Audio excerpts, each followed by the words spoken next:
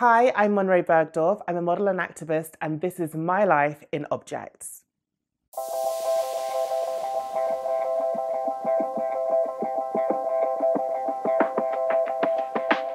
My first object would be the most obvious thing, I feel, is my phone. But it's not just my phone, it's the relationship that I have with my phone. A lot of my work is based on the internet, and that requires me to be on my phone quite a lot, to be aware of issues that are happening with my activism or to promote myself with the modeling. We talk a lot about how the internet is like making us more antisocial and isolating us, but I actually think that the internet, I mean, yes, that is a case in some respects, but at the same time, I really feel that it's made the world seem a lot less scary. It's easier to find people that are going through the same thing as you, and to find your people as well. If you're from a marginalized community, the internet is such a godsend, because when I was growing up, I had no idea that there was, successful, happy transgender people out there. So to see role models of people who are succeeding in life and making a change or just living their life happily and content, that's a really amazing thing. So I'm really happy for the internet, but I think that it comes with a sense of responsibility as well. You need to be really mindful of what you consume and the impact that it might be having on you. From the moment that we turn on our phones, we're consuming adverts, we're consuming opinions. I feel a little bit overwhelmed at times and I get a little bit anxious. So I do have a love-hate relationship with my phone, but I'm learning how to put it down, and I've just got two phones. So I've got a business phone and a private phone, and I turn the business phone off at weekends and stop looking at it after 6. So I'm trying to be much more disciplined, and I would advise you to do the same. So my second object are my awards for activism, and not for the reason of, I'm so great, I win awards. For the fact that I never thought that I would ever win an award for something as something that has been as overlooked as it has been in my life, which is my voice and my intelligence. I never thought that I would be celebrated for my intelligence. And when you think about it, that's a pretty sad thing to think. But when you are a trans woman, a queer woman, and a Black woman, and you're constantly told that the way that you speak or the subjects that you speak about, or speaking up even, or standing up for yourself, it can really imprint on you that you shouldn't take up as much space as you do. And also that, people downplay your contribution to conversations or your contribution to a narrative. So this award is for the Disruptor Changemaker of the Year. I didn't expect to win this at all. It's been a crazy year. I've had the most insane year. And for this to just come out of it has just been like, oof. And then this one is the Black Magic Award for Impact Honor of the Year.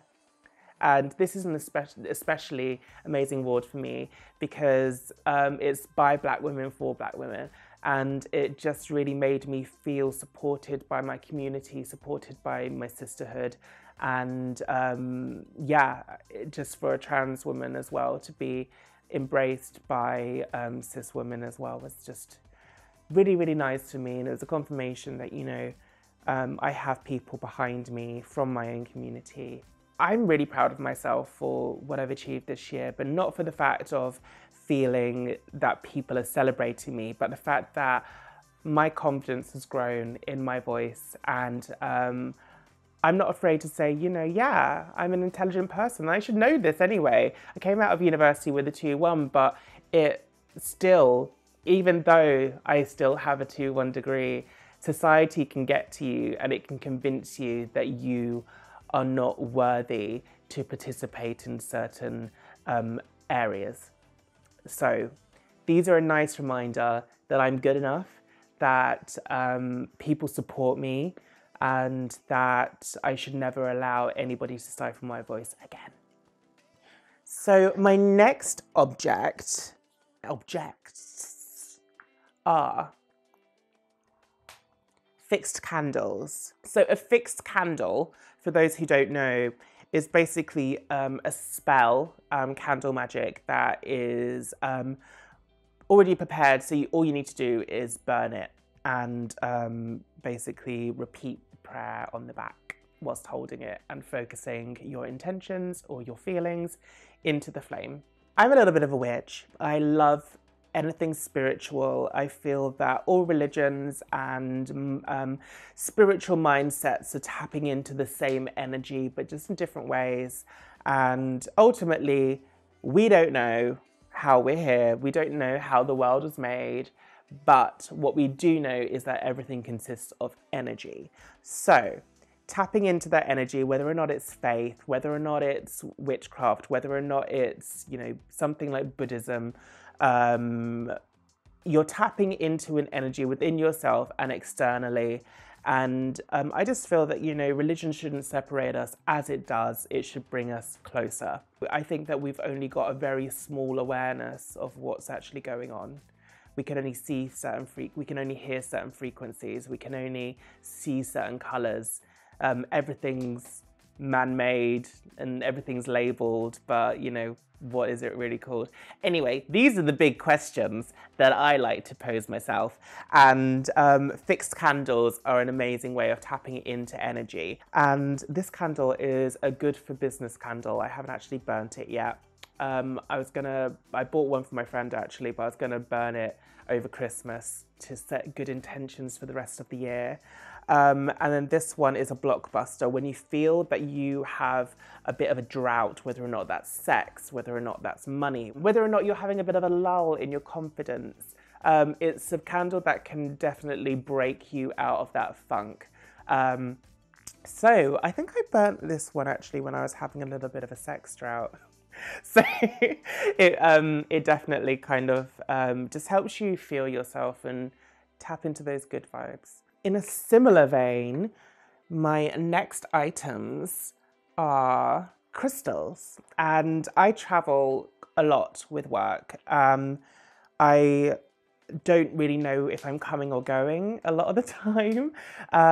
So a good way to self-care is with crystals, and this one's my favorite one. It's labradorite, and it's known as like the psychic crystal, and it's very good for tuning your energies. So whether or not that's like your sexual energy or your like mental, like if you're feeling very frantic, I find that it's amazing for that. And also for your intuition, if you're feeling indecisive or you're not sure where you're going, or if you're not feeling grounded, and I don't usually feel very grounded when I'm staying in some hotel in New York, and New York stresses me the hell out.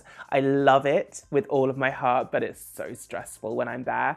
And if you're traveling with them all the time, then you can just remember when you had them before, and when you were in a different place and you didn't recognize anything, but you had that moment with you.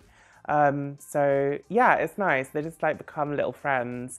This rose quartz I've had since I was about 10. I don't know where it came from. I think that my mum must have got it for me, but I sleep with it under my pillow because it is amazing for self-love. And I also give little rose quartz to everybody when I've worked with them for a very long time as like presents. So if it's someone's birthday, then I usually give them a rose quartz because it lets them know that I feel close to them. So I gave my management a rose quartz. I'm forever giving my management different stones. When my manager had a baby, I gave them some rose quartz, and it's just a good way to tie the family together. And then selenite is amazing for traveling. My friend who did my hair in New York actually gave me this because it's amazing for traveling. It's amazing for feeling, again, very grounded within yourself, and just general luck, which you always need when you're doing long haul flights. I always had the fear that my luggage is going to go missing. I'm generally not a very internally calm person. I'm externally calm, and I think you have to be when you're doing things like on the news, debating things that you shouldn't have to debate with people. So it's good to be externally calm, but internally calm, it takes a little bit more effort and diligence to ground myself. So these are amazing for that. So my final items are fragrance, and these are just some of the things that I love to burn or wear that can really change my mood. I'm so impacted by smell. I actually worked with a perfumer called Roger Dove, and he taught me a lot about fragrance and how our olfactory senses can bring us back to how we felt in a point of time. So I always held on to that knowledge because I struggle with depression as well. And I found that a great way for me to snap myself out of a funk or to make myself feel how I felt when I felt good is fragrance. So this is my favorite candle by Diptyque. And just when I smell it, I can just feel like I'm on holiday. And I remember that it was burning when I went to the Maldives. And that was the place that I felt the most calm and as far away from any problem, as far away from any person that has done me wrong emotionally, romantically. You know, there was no boyfriends on that island, ex-boyfriends on that island. It just felt like a very, very calm place, and I've never felt that way before. There wasn't a lot to do, and that's what made me feel happy. So it reminds me about the simplicity but complex beauty of the Maldives. And then these are some of the fragrances that I love to wear. I love the Muddled Plum by Molton Brown that I wear in the winter, just because it feels like, I don't really like sweet fragrances during like summer. I feel like it just feels a bit like, you know, you've rolled around in some fruits. But this one in winter just makes me feel like, you know, a gingerbread latte. it just feels a little bit more seasonal. And I'm obsessed with Molecules fragrances as well. The fact that they change on whoever's wearing it, that it doesn't smell the same on anybody, but you can still recognize it. I just think it's like a real science, like I'm such a geek, but I love like scientific fragrances that change. And yeah, I'm a big fragrance person. I've always been a huge fragrance person, just in whatever way, whether or not it's, you know, smelling when you first wake up at Christmas and you can smell the turkey, or when you smell a fragrance on somebody and it's like what, you know, one of your ex-lovers used to wear, and it can take you back to that moment in time and help you relive the good. Funnily enough, I'm going to tell you a funny early scent memory. So the first guy that I slept with wore Jean-Paul Gaultier Le Male, and I can't smell it now without thinking of the worst sex that I had in my life. Every single time I smell that perfume, I think of really mediocre, not even mediocre, terrible sex.